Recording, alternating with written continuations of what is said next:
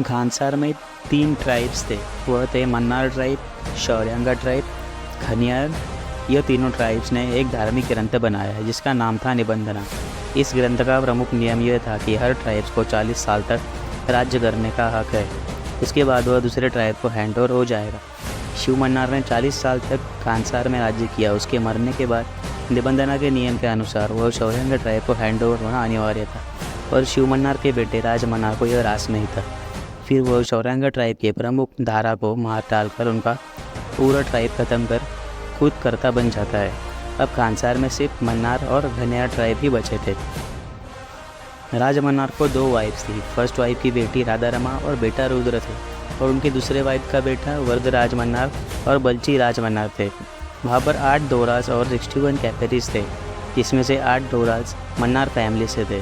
ओम, रुद्र राज मन्नार और बारवा जो राधा रमा का हस्बैंड था। घनियार ट्राइब में नारंग, वाली, रंगा, चीका और गुरु ये शांततापूर्वक रह रहे होते हैं।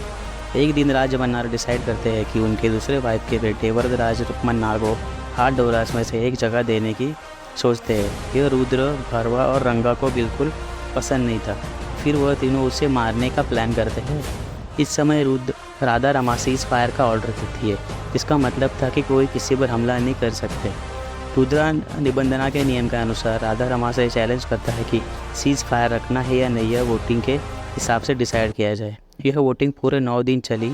यह हमने सलार पार्ट 1 में देखा। इसके बाद की स्टोरी हम सलार पार्ट 2 में देखेंगे जिसका नाम है शौर्यांगा पर्वम।